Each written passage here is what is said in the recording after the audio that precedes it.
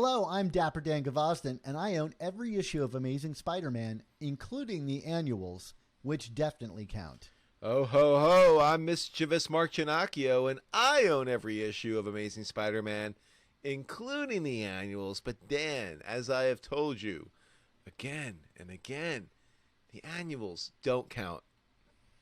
Well, that aside, we welcome everybody to the Amazing Spider Talk, the show where two fans and collectors uncover the strange, fun, and fascinating history of the Spider-Man comic universe, annuals included. Thanks for joining us for this review episode of the Amazing Spider Talk. If you want to swing along with us on our journey through Spidey's past, present, and future, subscribe to Amazing Spider Talk on your favorite podcast app. Every other week, we put out a mainline episode of our flagship show, and sprinkled in between, we review new comics as well as interview some of the greatest Spider-Man creators of yesterday and today. So this is the perfect time to start listening. Mark, we've been almost at this for 10 years, and so we've made a ton of podcasts in that time, and that means that we've actually outgrown Apple Podcasts feed size. So that's why we've created the Amazing Spider Talk Back Issues feed, which hosts all of our older content of Amazing Spider Talk. So if you want to check out some of our earliest episodes, which I still think are pretty great, and have some amazing interviews with creators, past, present, etc., go check out Amazing Spider Talk Back Issues on Apple Podcasts. It's got our full library. But today on the show, Mark and I are going to be discussing Amazing Spider-Man Volume 6, Number 15, also known as Issue 909, part of the Dark Web event. I can't wait till the next episode, which is the one after 909. Ooh. This issue was written by Zeb Wells. The issue's cover is from artists John Romita Jr., Scott Hanna, and Marcio Menyz. The interior pencils are from Ed McGuinness with inks from Cliff Rathburn, plus colors by Marcio Menyz, and of course letters by VC's Joe Caramagna. It's also important to note that this issue was edited by Nick Lowe's evil clone, Albert Banaszak. This issue is first released on December 14th, 2022. Mark, why don't you give us a summary of Amazing Spider-Man Volume 6, Number 15? You might say I dig a pony and want to talk about it, Dan. Sorry. You made a Beatles reference, and now I can't stop. So Beatles might be the one thing I'm more obsessed with than the Spider-Man. So there we go. We're in New York City, and it's being overrun by demons and gargoyles and the like. We are joined by Venom in 90s lethal protector mode. He saves a baby, but like that era of Venom, he needs to find Spidey so he can eat his brains. We get some Spider-Man internal dialogue exposition. It's not a great day with the demons and everything, and he's trying to get to Norman Osborn, who has sent him a distress signal. He happens about Chasm standing over a fallen gold goblin. Peter tries the talking sense approach until Ben tells him, "Hey, I'm insane, and all of this chaos is my doing." We get some super rigid dialogue until Venom shows up with some super dumb dialogue, which is also called out by Spider-Man. We also get some more brain-eating jokes until Ben legit makes me wish for flesh-eating brain parasites when he starts singing the praises of something called the Tome of Balakan. Did I say that right, Dan? Balakan? That's a workout I do with my wife on the weekends. I know, right? I mean, with a little Pilates and some Balakan, I mean, what could go wrong? You get some baklava afterwards? I don't know. Anyway, we then get the obligatory Miss Marvel appearance since we need to sell some more of those sweet, sweet tie-ins, right, Nick Lowe? Or whatever Albert Banaszak is. Peter goes to run. So we cut to the Threats and Menaces office where Jolly Jonah shows up for the first time in months. And he makes an Alan Rickman Robin Hood Prince of Thieves joke. Gen X. And then Ben Reilly is in his office, and I swear to God, I saw this in Maximum Carnage 30 years ago, and we're totally getting Maximum Carnage but dumber now, aren't we? Anyway, back to Peter and Eddie. Spidey uses fire and sound to subdue Venom before Madeline and Eve show up because, yes, they're still vital parts of this story. Madeline comes to collect an unhinged Eddie, which leads to a cliffhanger of Chasm striking a pose, ready to do more stuff. What do you think about that, Dan? Well, it's funny you say Maximum Carnage, but dumber, and I don't even necessarily know if that's possible. Like, like Maximum Carnage is, love it or hate it. It's pretty dumb. Right. But it's kind of like narratively concise, right? It's like Carnage is going to kill a bunch of people, and Spider-Man's going to feel conflicted about that. Right. Which, fair enough. I mean, do we need that like milked for whatever 14 issues or whatever it was? It was 14. I remember. Yeah. I remember it well. 14. I remember it very clearly as a young person who never had all of them and yet still could pick up what was happening, I guess, in the story. Right. Anyway, like, I think that's to say, this issue to me, like, tonally with like the writing and the art was a huge departure from what we've been getting out of Dark Web. And that's not to say like I'm holding Dark Web up as some like in the first 2 chapters as some like beacon for the best writing, but like this felt like a completely different story than that one tonally. Like, and I have read, and I'll let you talk in a second. I've read that Wells has, we know that he's been operating on a bit of a delay with JRJR, and he's kind of all over the place writing these stories out of order in order to fit, make these deadlines work for the twice shipping with these major artists. And so, like, he has said in interviews that he likes to write to match to the artist's strengths. And right. This is no knock on Ed McGuinness, whose work I like. But to me, like, reading Zeb Wells and Ed McGuinness, it's like he got the same surgery that Venom got in this comic, which is to say, like, it feels like lobotomized Zeb Wells. Like, it's just significantly dumber, like, and out of nowhere. Like, ASM 900 tonally also out of nowhere. Did you feel the same way reading this issue? I was about to make the point, like, it had the same effect as ASM 900. Like, I mean, it's not that I wouldn't say dumber, because I love to call things dumb. I mean, that makes me a terrible person, but that's who I am. But like, the line I used in the synopsis was like rigid. Like everything feels very stilted and inorganic and inauthentic. And like these characters are, I am doing this thing now, and now I'm going to do this thing now, and it's like there's no flow to this comic whatsoever. And then there is some dumb stuff in there. Like we'll get into it, I'm assuming, but like everything with Venom is just dumb in this comic. Like like I do not understand any of this. Like you could talk to me like, oh, we lobotomized Venom, whatever. Like this character has not been written like this in a solid 15, 20 years at this point. Like he's gone so far beyond this, and the fact that we're regressing to this just feels insulting to me as a reader. Like I don't want to read about this version of this character anymore. But beyond that, like the 2 McGuinness issues we've got have just felt so stilted and unemotional, and it's like, we just had a comic, from last week where it was filled with emotion. Not that I necessarily liked it, but it had emotion, and this was completely lacking of it. So I don't know if like you, I've liked a lot of McGuinness's work over the years, so I don't feel that he is an emotionless artist, but I don't know what the match that Zeb Wells is thinking of here. Like it doesn't make sense to me. Yeah, it's funny because like I think also Ed McGuinness is just the wrong guy for this book at the moment. Like, yeah, I mean, I think his 900 showed that. Like, that's a really attractive book. Like, and if I were to get someone into Spider-Man for the first time, I certainly feel like I could give them ASM 900, and it would be a really like fun read for them. But like on the back of that Tombstone story and before the Vulture story, it's just so out of place.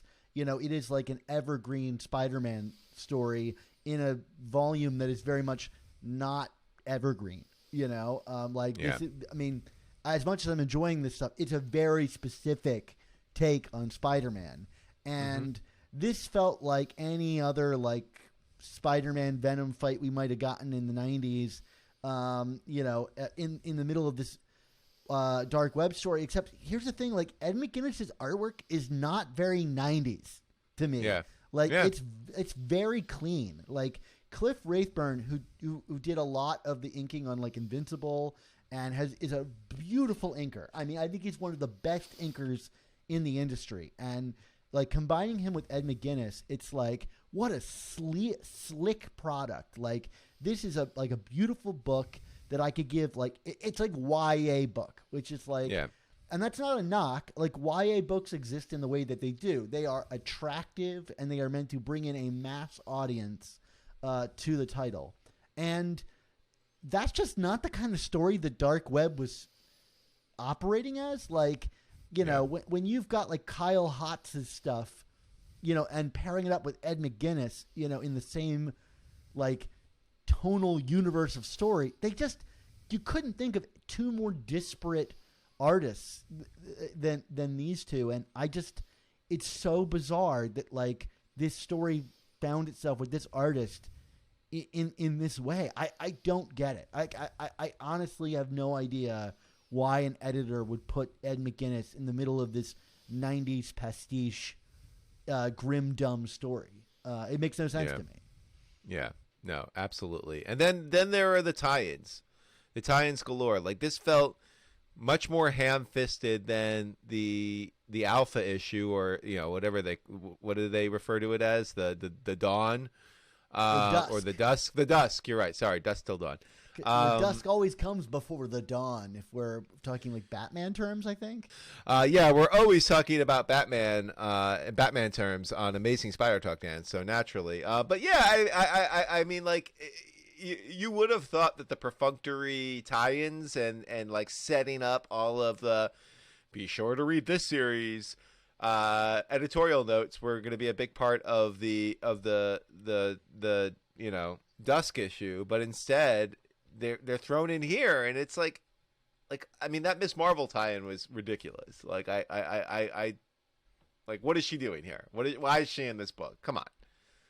I mean, there's a lot of questions about that just generally, like, that get to world building around Norman Osborn too, which is like, does she know that he was the Green Goblin? Does she know that Peter is Spider-Man? Like these, like how does she feel about that? And having her like defending them here is very bizarre. Like, yeah, I'm not sure what she's doing in this other than trying to sell other titles. And I know that Zeb Wells says he has big plans for her in year 2 of his run, but it's like, so then hold off. Like, I don't know what she's doing in this book other than trying to sell a one shot. For me, the tie-ins are really annoying, but the bigger annoyance with this issue is that like, we just got done praising Dark Web for, keeping the narrative going. Like, this totally abandons the, like, what did Peter do, Norman reversal, and really the Peter and Chasm conflict for just like a padding fight with Venom, which I don't really care all about that much because like I don't even know the context of that within Dark Web. Like, why did we need to lobotomize Venom and have him be a part of this plan? I have no sense of what the plan with Venom is. Maybe it's to distract Spider-Man. I don't know. It just seems like, well, we're doing this because it'd be great to tie the Venom book into Dark Web. And that's not a knock against the Venom book, which I actually have been enjoying for all of its Al Ewing Ram Venus, which is to say it's more of a puzzle than it is a character story. But right. Anyway, so let's talk about that 90s Venom. We both started reading Spider-Man, and a lot of our love of Spider-Man is built on the back of him fighting 90s Venom. Right. But I also think that this 90s Venom is less the Venom we got in the 90s more than it is like how the cartoon character of how that character has been personified both by like comics that are looking to do like a pastiche of that. even from David Michelinie in his like new Venom Lethal Protector series and the Venom movie. Like this feels like the Venom from the Venom movie more than anything else. Yeah, I mean it's 100% a caricature of 90s Venom. It's not 90s Venom. I mean, this is this is a copy of a copy of a copy, if you will. You know what I mean? Like and I think by design, I don't think they're trying to be somewhat intelligent about it. Like and that's a choice for sure. I don't think it's a good choice, but it's a choice, and that's what we're getting here. I'm sure if you interviewed people about this on the creative side, they'd be like, "Oh, we're just having fun." But okay, but like it's so over the top and unthoughtful that I don't find it fun. It's just like, okay, I mean, like.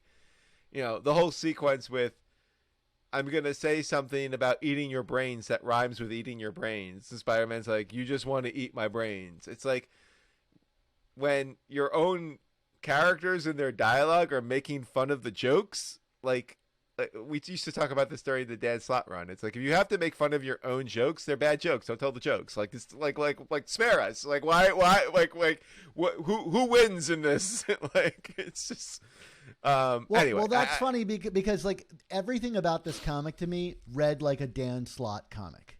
Like it really felt that way to me. It was meta jokey, self-acknowledging. It is not particularly character oriented more than it is like, we need the plot to work like this because I want to use this character, or the plot just needs to work like this. Right. It is Secret Scrolls heavy, which we'll get into, in the latter half of this episode. Like so much of this felt like a Dan Slott comic, and maybe someone will like leverage us and say like, well, like, have you just not allowed yourself to have fun anymore reading these comics? Like, can't we just get a comic of Spider-Man fighting Venom and allow that to be fun? And I don't know. I mean, for me, like, yes, like I've been the one that's been begging for 90s Venom to come back. I love the dynamic between like Eddie and Peter and having him as a villain. But like, I thought that the humor in this and the plotting in this was like some of Zeb Wells' weakest. Since he's taken over the title. And so it's like, yeah, it'd be fun if it was more fun. I mean, not to become the kind of internet fan that I've been making fun of for the last few months, Dan, but it's like, these characters have had growth, like why are we going back on that growth? Why are we being so regressive in our storytelling here? And that's my problem with it. It's not that I can't have fun. It's like if we're going to have 90s Venom, let's have a good reason for having 90s Venom. Yeah, I agree, but it's also just like such a huge distraction from the rest of the story that we were getting. It truly feels like a tangent that's taken over the main ASM book, and it'd be one thing if that tangent was like driven by a very clear reasoning. It's like, okay, we're getting a Scorpion story because Jonah has hired the Scorpion to go after Spider-Man. Fine, but like that gives me at least a clear like, okay, this is the setup and this is why this is happening. Here I don't know why Venom is doing what he's doing and what the stakes of that are, and so it really feels very frivolous to me. All right. Well, speaking of frivolous, why don't we talk a little bit about our Slack? Yeah, absolutely. Nothing like chatting on the internet that's maybe the most frivolous thing on earth. Tell me a little bit more, Mark. It can be rewarding, but it's also a waste of time, Dan. Anyway, hundreds of listeners like you hang out in our community of Spider-Man fans on Slack. The Amazing Spider Slack community is absolutely free to join, and you can jump into active conversations with awesome people about collecting, conventions, movies, new comics, old comics, and more. Right, Dan? Yeah, well, frivolous is the name of the game of what Mark and I do, but I think fun has some value. So this week in the Slack, we've been having fun making fun of this announcement that the Hypno Hustler is getting his own movie starring Donald Glover. I mean, what more is there to say? It's just what we've always wanted, a Hypno Hustler movie.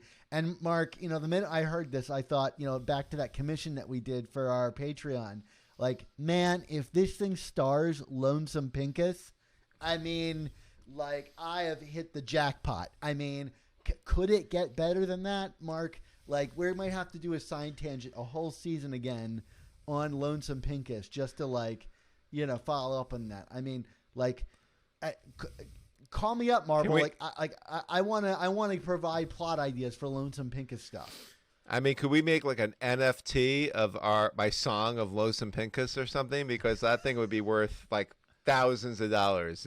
And we can use it to fund the show. So let's do it. All right, sounds great. So yeah, I mean, if you want more of that kind of content, come on over into our Slack. We are laughing it up about Hypno Hustler and our love of Lonesome Pincus. You can join the community pretty simply. There's a link in the description to our podcast episodes, whether you're on AmazingSpiderTalk.com or you're just looking on your podcast app. There's links in the description. It will take you right to the Slack. You can sign up and join our really fun, friendly community of Spider-Man fans. So let's get back to someone who is not a fan of Spider-Man, at least at the moment, and that is Chasm. Mark, I haven't loved Chasm as a character, but I at least appreciated, okay, they're doing some 90s pastiche thing here that's almost like a satire of the 90s. He's kind of dumb, edgelord kind of thing. But, what did we get in this issue? Who is this character?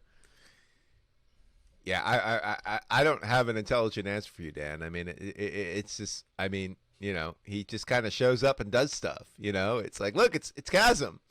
I mean, the confrontation between him and Peter, I mean, to call it disappointing, I think would be an understatement. It's like, I don't know. I feel like this was a confrontation we got back in ASM, when we were supposed to be traumatized 6 months, however many months ago that was.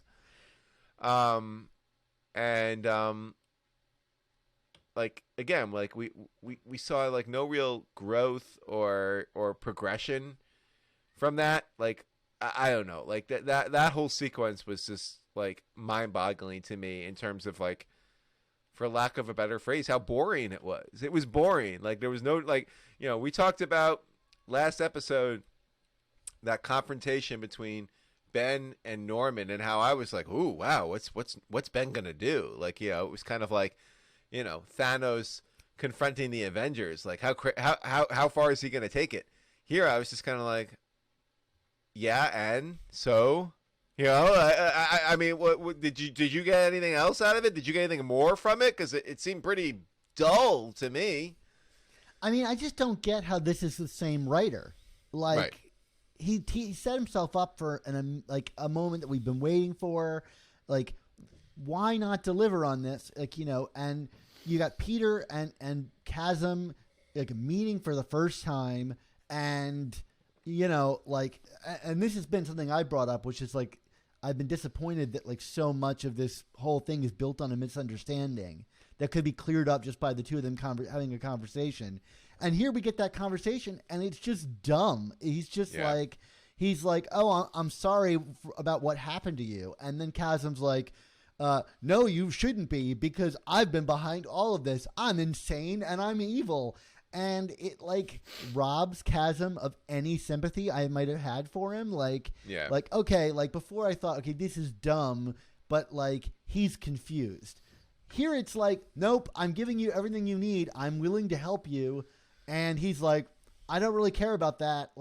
I just want to fight you. And it just takes you back to those old dumb team up episodes where they had to have that obligatory we disagree. Or we misunderstand and we're going to fight each other for some reason. And right. Any of the stakes, if you wanted to completely let the air out of the tire on all of Dark Web and everything that Chasm is motivated by, this is how you do it. I couldn't think of a more quintessential way to showcase how to ruin the stakes in a story. Yeah. This is it. Yeah. It's baffling to me.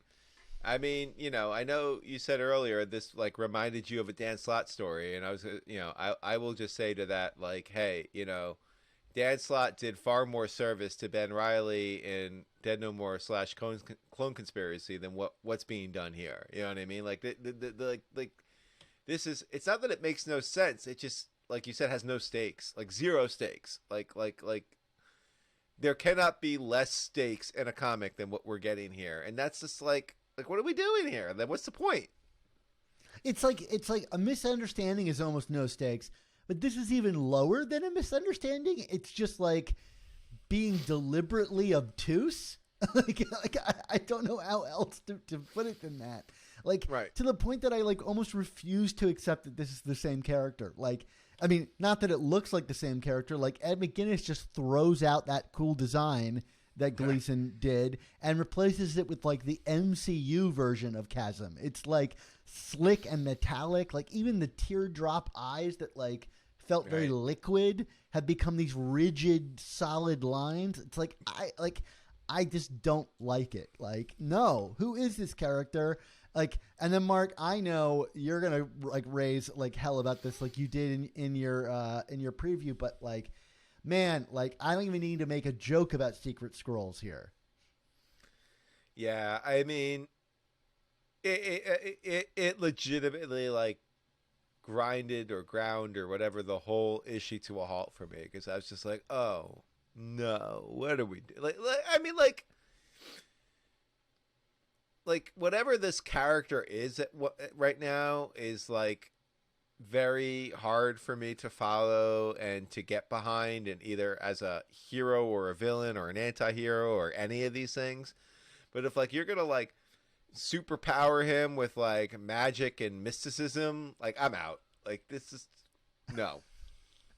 Yeah, the minute he showed up with like tongues and goblets and a magic book with no setup to any of that, it was like, okay, well then who even is this guy? Like, what is his power set? What does he want? I mean, I said last issue that he seemed to have so many different goals that we couldn't track or see how they all fit together. But now it's like, I don't even know who this character is anymore. Like, okay, is it Voldemort that just entered into this? Like, it's so bizarre to me. And I get that Madeline Pryor is magic oriented and yada, yada, yada. But like, I don't know. It's the like, oh, like, like bananas are great. Meatloaf's great, but you shouldn't be making banana meatloaf. Like, these are just things that don't combine in a Spider-Man comic. Like, keep your magic as far away from these characters as possible. I mean, Canada's great and bacon is great, but keep your Canadian bacon away from me, right? Oh, throwback. Throwback. Right. So, like, to me, like, this isn't just, like, a fail on this character. Like, boy, after, like, really kind of giving a lot of my goodwill to Dark Web, there could maybe have been no worse move to take me out of this story than what happened with Ben Reilly in this moment here. Yeah. So, what else you got for this issue, Dan? Well, because I don't care about the rest of it, I do care about still what's going on with Peter and MJ. And there's this moment here where Peter confirms that he lost MJ. So this is kind of the first confirmation that, like, whatever this was between him and Norman was MJ oriented. Up until this point, we have been assuming that. And then I thought the use of the word lost is interesting because, loss has many different meanings. It could mean that she died, but then, you could be more direct and say that she died if you really wanted to get to that point. So, it could mean that she went missing in some way. And I think one of the interesting things about that word that got me thinking is, and again, I said I wasn't going to speculate last time, but I do think there's something genuinely interesting here, which is for a long time, we have been trying to kind of square the, like the time jump and how is it that like MJ and this guy, Paul, could have these kids of this age. We don't know that they're her kids, right? But like the book strongly is implying that like they're her kids, or that she is close enough with them that they think of her as mom, right? In a very small time span, Right, especially right. given that like last we saw Peter and MJ were like at the highest, like the closest to getting back together we had, or like remarried or engaged that we had seen them in a long time. Peter had an Right. engagement ring and everything, Right. and we also know that Peter went to the Fantastic Four first, and they denied him use of whatever device he needed, and he stole something from them and took it to Norman, right? Yeah. And so it gets me thinking, like, the Fantastic Four right now, I don't know if you've read Dan Slott's Fantastic Four, Mark. No. But there's, like, a big thing they have in that called the Forever Gate, which is basically like this portal to an untold, infinite of universes with untold possibilities. And it makes me wonder, like, could MJ have been lost, so to speak, in time? Like, she went to a universe where time moved differently, and she's had a life separate from Peter that allowed this relationship to occur naturally. And, like, then I start going down the rabbit hole, which I'll spare everybody too, but, like, if you're editorial and you're really wanting to end this MJ thing once and for all, which I'm not sure is a good idea, because, boy, you will be, invoking the ire of fanboys young and old, like, you just remove her from the equation once and for all by, like, giving her a real family that is hers. Maybe as unearned as it might be of having it happen off page, Right. But that's certainly a possibility. So, like, I don't know. I don't even need you to respond to that unless you have a response or thoughts that provoked. But, I just thought the word lost was interesting. And this has been your weekly look into where Dan's brain goes because of one word. Excellent. Well, do you have any insights on the solicitations next week, Dan, that you want to discuss, or anything for like the next 6 months that you want to get out there? No, I don't actually. I haven't seen any solicitations involving this. Although we will be getting the post dark web, post fill-in arc covers that are dealing with this story soon. So, and it's weird because Marvel has changed their solicitation process where they're only revealing like the first half of the month at a time instead of the whole month in full. And if I really wanted to go full conspiracy brain, I would say it's because they're trying to hide whatever the cover is or synopsis is to this Peter MJ story. But I don't know anything about it, so I'm not going to go there, even though I just went there. So forget I said anything, Mark. Just erase this from your brain. Go step in some radioactive goo that erases your memories, and forget I ever said anything about this as you smirk at me from the other end of the line and laugh about me even doing any of this. So, Mark, what's your grade on this issue? I've just been smirking for like the last 3 minutes. I'm just like I'm conjuring Alan Scherzel right now to be like, Alan, like Calgon, take me away. Alan, take me away. What do you think of this issue? Yeah, I'm giving this a D. Yeah, what about you? I'm giving this thing a D minus. Ooh, wow! I know. I mean, you could say that this comic lost you, Dan. Yes, absolutely. It did. 20 minutes later. No, sorry. It did lose me. Like, this is how you lose a lot of goodwill. I gave a lot of goodwill to this dark web storyline after initially being, confused as to what it is. And then you read something like this and you go, like, is the writer even and the editorial team do they even know the story they're telling? Like, it's so confusing to me.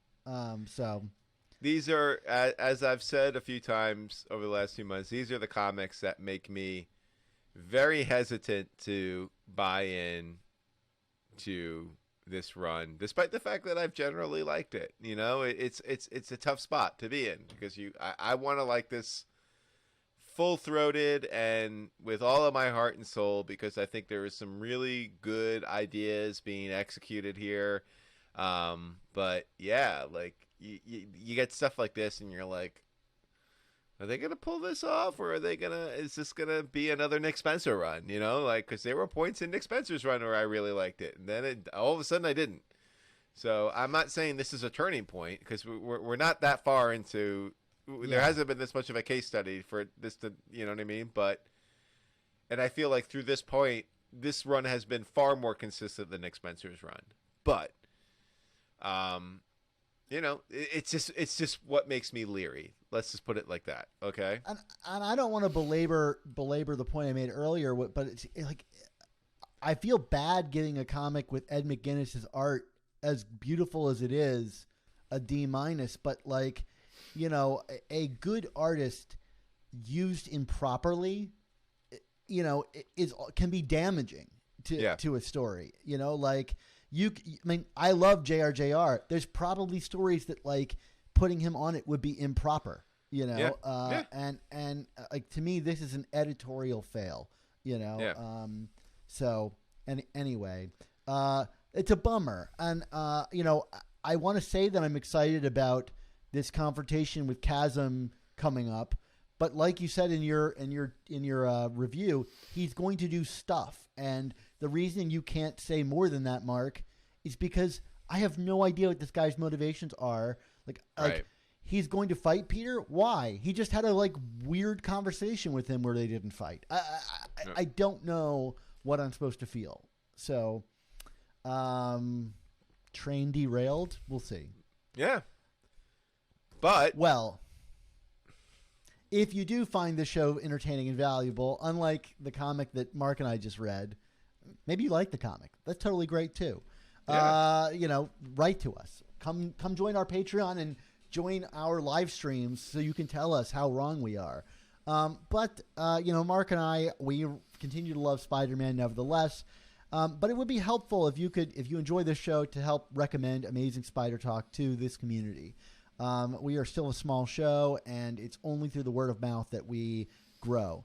But if you really love the show and you want to help its existence, why not consider becoming a member of our Patreon? I mean, it sounds like a good idea to me, Dan. I mean, we can only bring you this content with the support of our Patreon members. And we owe the show's success to every single one of them. So we are constantly making exclusive content for our Patreon members. I'll tell you, we value them so much that I have been sending out buttons to every single one of them in the mail, which I'm losing money on. But I just love our community so much that, like, I was feeling in the Christmas spirit and put out the call for sending out buttons. So I mean, this is like strong Elon Musk vibes right here, Dan. I mean, strong Elon Musk vibes. I'm creating a cult? Maybe if they gave you $8 for a blue check mark, those buttons would become profitable. That's all I'm going to say. But that's not what we're asking for, right? No. Although they're red buttons, which take me back to the Hobgoblin and his red button that he pushes to blow things up. Ours don't work that way. They're actually just to spreading joy. But yes, we're not asking for that. We're just asking for $3.99, which is the price of a new comic, or often less than the price of a new comic. Which you can, when you spend that money, you're putting it towards a month's subscription to support our show and also to start receiving our Patreon content. Again, that's like twofold. Like it's the goodwill of supporting something you really enjoy and find value in, but also getting a little of that sweet, sweet kickback. And this is the sweetest of kickback, because you're going to get all these review episodes of our show the very same week that the comics come out. Like, some of you guys are like, man, Gavazden, why don't you release these episodes faster? Because I'm giving them to the Patreon people. They got to get their sweet sticky fingers in it first. Plus, every time there's a new episode, I do a Patreon exclusive live call-in where you guys get to discuss your thoughts with me about the newest issues of Amazing Spider-Man. And boy, do you guys let me have it. No, everybody's very nice. But I'm sure we're going to get some divergence of opinion here on issues like Amazing Spider-Man 15. Absolutely, Dan. I mean that whole screed was something to behold. If you contribute $10 a month, you gain access to exclusive artwork from famous Spider-Man artists commissioned exclusively for our members. This time we've got a recreation of Web of Spider-Man #1's iconic cover of Black Suit Spider-Man, but this time he's joined by Daredevil, and that has been illustrated by Juan Ferreira. Plus, every episode we release a new episode-specific desktop background created for us by artist Nick Cagnetti for our patrons to enjoy. Cutting in here, Mark, are you reading Deadly Neighborhood Spider-Man at present? I am not. I'm sorry. It's a very weird comic, despite having amazing artwork from Juan Ferreira. I just had to kind of like figure it out because like I'm reading it and I have no idea what is going on in that comic or why Peter is working in LA currently. But the artwork is stunning. And Juan Ferreira, I mean, he does this great stuff for us and for in comics like Deadly Neighborhood Spider-Man. I just want this guy to get like a chance to do like a really good Spidey book because that art is so killer. Anyway, you guys look forward to that art coming in your mailbox. But we do know this is a hard time for everybody, as it is for us too. So we appreciate anyone who supports the show just by listening to it and sharing it with your friends and other comic book readers. But if you have the means, we'd love for you to join our Patreon and support both this show's continued existence and, like what Mark and I do to make the show better every week in and out. We always try new things. So you can get to that just by following the link in the description to the episode or going to AmazingSpiderTalk.com. You'll see a big button for Patreon. It'll get you there. You can check it out. Even if you don't end up subscribing, go check it out. Take a look. Keep it on the back burner this holiday season. Anyway, that's all I have to say about that, but except for to say a thank you to all the members who already make our show possible. But alas, it is that time for all good things to come to an end. So we want to say thank you to you, the listeners and viewers, for tuning in to this episode of the Amazing Spider Talk. Yeah, as always, this episode was edited by our good friend Rick Coast. Our video version of it is available on YouTube, and it's edited by Alex Galucki, who's doing some really cool things over there. I know, Mark, you like seeing your recaps get done up by the Alex Galucki treatment. Absolutely. As I will also say, our artwork comes handcrafted by artists Ron Friends, Sal Buscema, and Ray Sumser. Our theme songs were produced by Rylan Bojack, Tony Thaxton, and Spider-Madge, and our animated intro was created and performed by Josh Sutton. So, Mark, until we revert to our 90s selves, take up collecting Pogs, fail at getting the attention of the opposite sex, and ultimately fall back on self-loathing and the endless complications of Marvel Comics lore, what's our motto? Oh, man, you are making me excited to go back to the 90s with that description. It is, of course, with great podcasts, there must also come the Amazing Spider Talk. Don't miss the next installment.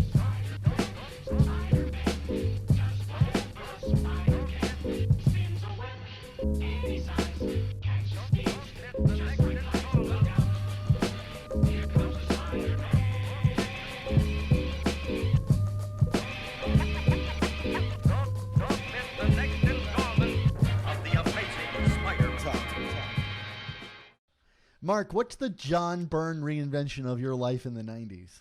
Oh, God. I don't know, but it probably involves like getting a computer instead of a microscope. That's all I got. Any John Byrne reinvention, it must mention that. So I think we'll end on that. Yeah.